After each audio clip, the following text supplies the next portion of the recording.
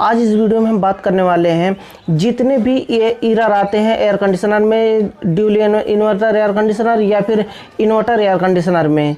इससे पहले ऑलरेडी मैं वीडियो बना चुका हूं जिसमें मैं सिर्फ ये बताया हूं कि E1 से लेकर के E5 E6 जितने भी एरर आते हैं नॉन इन्वर्टर एयर कंडीशनर में, उसके एरर के वो मैं कंप्लीट में स्टेप बाय स्टेप करके हिंदी में बताया हूं। अगर उस वीडियो को आपने नहीं देखा है तो आई बटन में फ्लैश हो रहा है या फिर डिस्क्रिप्शन में लिंक मिल जाएगा, वहां से क्लिक करके उस वीडियो को देख सकते हैं और सीख सकते हैं कि कौन से एरर से क्या फॉल्ट होते हैं।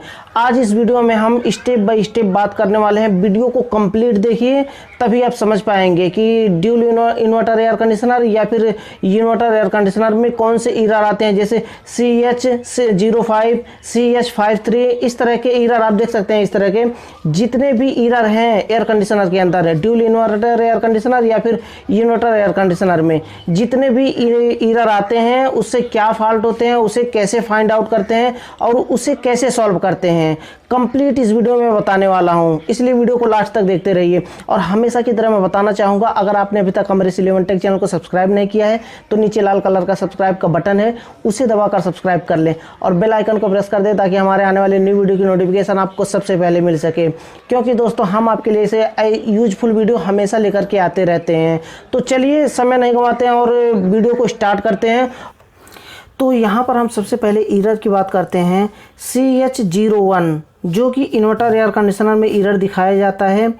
पहले एयर कंडीशनर में जो नॉन इन्वर्टर एयर कंडीशनर के एरर आते थे E1 E2 E3 E4 E5 E6 करके आया था, लेकिन इन्वर्टर एयर कंडीशनर में जो भी एरर आता है CH01 और CH02 CH03 इस तरह से करके एरर है इसमें दिखाता है इन्वर्टर एयर कंडीशनर में। तो देखिए इसमें CH01 इसका फॉल्ट क्या होता है। तो यहाँ पर देखिए होता क्या है इसमें कि अगर आपको एरर कोड के बारे में नहीं पता है तो उसमें आपको ज़्यादा वक्त लग सकता है एक एयर कंडीशनर रिपेयर करने में। अगर आपको पता है कि कौन सा एरर क्यों आता है तो आप डायरेक्ट जा करके जो भी फॉल्ट है उसे आप फाइंड आउट करके उसे सॉल्व कर सकते हैं। तो देखिए CH01 का एरर होता है, इसका सेंसर होता है इंडोर का रूम टेम्परेचर सेंसर। जो कॉइल सेंसर, यहाँ पर हमने दो सेंसर दिखाया हुआ है लेकिन दो सेंसर नहीं, सिर्फ एक सेंसर होता है जो आप यहाँ पे देख सकते हैं नीचे जो दिया गया है रूम टेम्परेचर सेंसर, जो कि कूलिंग कॉइल के ठीक ऊपर लगा होता है। जब भी फ्रंट पैनल आप खोलेंगे तो वहाँ पर रूम टेम्परेचर सेंसर जो कूलिंग कॉइल के ऊपर लगा होता है वही होता है रूम टेम्परेचर सेंसर। अगर CH01 आ रहा है एरर तो उसे डायरेक्ट आप जाकर के चेक करना है। देखिए होता क्या है, कभी कभी सेंसर ख़राब नहीं होता है लेकिन उसमें जो सॉकेट लगा होता है जो PCB के साथ कनेक्ट होता है कभी कभी जैक निकल जाता है उसमें से। यहाँ पे नीचे मैं इसलिए दर्शाया हूँ हिंदी में कि PCB से जैक बाहर निकलना या फिर ढीला होना। तो उसे कभी कभी होता है कि जैक बाहर निकल जाता है या फिर कभी भी कट जाता है। तो फिर फिल्टर लगाते निकालते क्या होता है कि कभी कभी सेंसर कट जाता है, जिससे क्या होता है कि ये एरर शो होने लगता है। क्योंकि होता क्या है उसमें सेंसर जब कट जाएगा तो वहाँ पर क्या होगा कि सेंसिंग नहीं कर पाएगा, जो आपके रूम का टेम्परेचर है उसे मेंटेन नहीं कर पाएगा और सेंस नहीं कर पाएगा, जो कि सिग्नल भेजता है आउटडोर को कंप्रेसर बंद करने के लिए, तो काम नहीं कर पाएगा। तो यहाँ पर एरर दिखाता है CH01 करके दिखाता है। अगर यह सेंसर ख़राब है तो उसे आप जैक को निकाल करके वापस लगाएं तो देखें अगर काम कर रहा है तो सही है, नहीं तो आप सेंसर को चेंज कर दें। अब यहाँ पर हम नेक्स्ट बात करते हैं नेक्स्ट एरर की, जो कि है हमारा CH02। यहाँ पे बात करते हैं CH02, इसमें क्या फॉल्ट है और इसे कैसे हम सॉल्व करेंगे, कैसे फाइंड आउट करेंगे। तो देखिए CH02 का अगर एरर आ रहा है तो यहाँ पर हमने पहले बताया है कि रूम टेम्परेचर सेंसर जो कूलिंग कॉइल के ऊपर लगा होता है, लेकिन यह इंडोर कॉइल टेम्परेचर सेंसर का फॉल्ट होता है। अगर CH02 का एरर आ रहा है तो यहाँ पर देखिए होता क्या है कि कॉपर पाइप के बगल में जो इंडोर का कूलिंग कॉइल होता है, कूलिंग कॉइल के साथ में उसके साथ में कॉइल के ऊपर ठीक ऊपर आप कॉपर का आप ऊपर देख सकते हैं, इसलिए मैं दिखाया वहाँ पे दर्शा रहा हूँ एक चित्र के माध्यम से कि यहाँ पर इस तरह से कॉपर के पाइप के ऊपर लगा होता है ये room temperature indoor coil temperature sensor.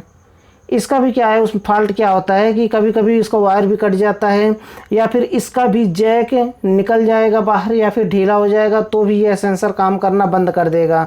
तो इसे आप फाइंड आउट करके आप सॉल्व कर सकते हैं। अगर CH02 आ रहा है तो डायरेक्ट आप कॉइल टेम्परेचर सेंसर आप निकाल करके चेक कर सकते हैं। कहीं भी आपको अगर सभी आपको फॉल्ट पता है, देखिए यह जितने भी एरर्स आते हैं सभी टेक्नीशियन को सिखाया जाता है, ताकि वहाँ पर जा कर के समय वेस्ट ना करना पड़े। आपको अगर एरर पता है कि कौन सा एरर क्यों आता है, तो डायरेक्ट जा कर के आप फाइंड आउट करके उसे फॉल्ट को सॉल्व कर सकते हैं। अब हम यहाँ पे CH02 हो गया, हम यहाँ पे नेक्स्ट बात करेंगे क्यों आता है। यहाँ पे CH05 ये बहुत मेन होता है। CH05 बहुत ज़्यादा एयर कंडीशनर के अंदर देखने को मिलता है। CH05 का एरर, यह एरर क्यों आता है? यह एरर देखिए यहाँ पे बताया गया कम्युनिकेशन वायर एरर होता है ये। अब कम्युनिकेशन वायर कौन सा होता है, ऑलरेडी मैं वीडियो बना चुका हूँ। अगर उस वीडियो को आपने नहीं देखा है तो आई बटन में या फिर नीचे डिस्क्रिप्शन में सारे लिंक मिल जाएंगे, वहाँ से क्लिक करके आप वीडियो को देख सकते हैं और सीख सकते हैं कि कम्युनिकेशन वायर कौन सा होता है और उसका वायरिंग कैसे किया जाता है। तो देखिए यहाँ पर मैं बताऊँगा इंडोर से लेकर के आउटडोर को कनेक्ट जिससे किया जाता है। आउटडोर को जैसे देखिए कभी कभी किसी एयर कंडीशनर मशीन में आउटडोर को मेन सप्लाई दी जाती है, आउटडोर से इंडोर को दी जाती है। लेकिन कुछ एयर कंडीशनर ऐसे भी होते हैं जिसमें इंडोर में सप्लाई दी जाती है और वहाँ से इंडोर से आउटपुट सप्लाई आउटडोर को जाता है कंप्रेसर के लिए। तो जो भी होता है, जो इंडोर से आउटडोर को जोड़ने वाली तारें होती हैं, उसी को कम्युनिकेशन वायर कहते हैं। तो उसमें देखिए अगर कोई भी फॉल्ट रहेगा तो उसमें CH05 का एरर दिखाएगा। अब यह एरर कैसे होता है, यह फॉल्ट कैसे हो सकता है, इसको भी थोड़ा सा हम समझ लेते हैं। होता क्या है कि जो थिम्बल लगाता है, आउटडोर में लगा होता है थिम्बल, या फिर इंडोर में थिम्बल जो आउटपुट सप्लाई निकलता है, या फिर आउटडोर में जा कर के इनपुट सप्लाई होता है, वहाँ पर कभी कभी होता है कि स्पार्किंग की वजह से कभी कभी जल जाता है वायर, या फिर कभी कभी खिंच जाए, या फिर किसी भी तरह से टूट जाए, या फिर थिम्बल कभी कभी लूज हो जाए, जिसके कारण आउटपुट सप्लाई जो इंडोर से आउटडोर के लिए जा रहा है सप्लाई, वह सप्लाई आउटडोर तक ना पहुंच पाए। अगर सप्लाई आउटडोर तक नहीं पहुंच पा रहा है, अपना फंक्शन काम नहीं कर पा रहा है, तो वहाँ पर क्या होगा कि CH05 का एरर दिखाएगा। तो अगर CH05 का एरर दिखा रहा है तो आप कम्युनिकेशन वायर को डायरेक्ट चेक करें। आप कहीं भी फंसने की ज़रूरत नहीं है, डायरेक्ट आपको कम्युनिकेशन वायर को चेक करना है कि इनपुट से लेकर के आउटपुट तक सप्लाई कहीं बीच में ब्रेक तो नहीं है, या फिर कहीं थिम्बल जला तो नहीं है, या फिर कहीं उसका जितना भी वायर जा रहा है कहीं ब्रेक तो नहीं है। अगर कहीं भी ब्रेक होगा तो कम्युनिकेशन वायर है, यह एरर दिखाएगा CH05 का। आई होप कि आप CH05 समझ गए होंगे। अब नेक्स्ट हम बात करते हैं क्या होता है CH04। यह एरर क्यों दिखाया जाता है, यह एरर एयर कंडीशनर में, इन्वर्टर एयर कंडीशनर में यह एरर क्यों आता है। तो यहाँ पर देखिए मैं बताया हूँ, इमेज के थ्रू अच्छी तरह से समझाने की कोशिश कर रहा हूँ ताकि आपको अच्छे से समझ में आ जाए। सिंक टेम्परेचर सेंसर जो आउटडोर के PCB में लगा होता है, आउटडोर में भी एक PCB होता है। उस PCB में देखिए इमेज के थ्रू मैं बताने की कोशिश कर रहा हूँ। यहाँ पर हीट सिंक, जो ये आप सफ़ेद कलर का इमेज देख रहे हैं, एयर कंडीशनर के बगल में हीट सिंक टेम्परेचर सेंसर के नीचे आप जो इमेज देख रहे हैं, यही होता है हीट सिंक टेम्परेचर। इसी कभी कभी होता है कि आउटडोर का जो PCB ख़राब होता है तो इसी की वजह से होता है। अगर आप चेंज कर सकते हैं तो इसे में बहुत ही आसानी से चेंज करके आप लगा सकते हैं, नहीं तो आप टेक्नीशियन से या फिर कहीं भी रिपेयर करके आप जहाँ PCB रिपेयर होता है वहाँ पर रिपेयर करेंगे, वहाँ पर रिपेयर करने के बाद लगाएंगे, वापस चलने लगेगा। यह होता है outdoor PCB sink sensor faulty. Outdoor का सेंसर जो होता है, कभी कभी ऐसा भी होगा कि इसमें भी जो सॉकेट लगा होता है, जो वायर निकल रहा है सेंसर के लिए, कभी कभी वह लूज भी हो जाता है। जो ऑलरेडी मैं पहले CH02 में बता चुका हूँ कि कभी कभी वह सॉकेट लूज हो जाएगा या फिर ढीला हो जाएगा तो भी यह एरर दिखाएगा CH04 का। तो उसे आप बहुत ही आसानी से इस तरह से फॉल्ट को फाइंड आउट कर सकते हैं। CH04 का यह हीट सिंक टेम्परेचर सेंसर से होता है। अब नेक्स्ट हम बात करते हैं, जितने भी हमारे पास जितने भी एरर आते हैं इन्वर्टर एयर कंडीशनर का, सभी हम बात करने वाले हैं। अब यहाँ पे बात करते हैं हम CH08 यह एरर क्यों दिखाया जाता है? इंडोर, देखिए इंडोर में जितने भी एरर आते हैं, जो इंडोर का डिस्प्ले होता है उसी डिस्प्ले के ऊपर शो किया जाता है ये जितने भी एरर होते हैं। अब हम नेक्स्ट बात करते हैं CH08 का। यह एरर क्यों आता है? यह एरर देखिए इंडोर ब्लोअर मोटर अगर काम नहीं कर रहा है, कभी कभी होता है।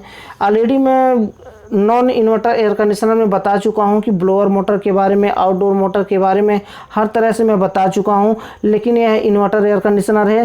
देखिए CH08 का एरर कभी भी शो हो तो डायरेक्ट आपको इंडोर ब्लोअर मोटर को देखना है। अब इंडोर ब्लोअर मोटर में क्या क्या खराबियां हो सकती हैं, इसके साथ में मैं कंप्लीट लेकर के चलूँगा कि कौन सा फॉल्ट हो सकता है उसमें।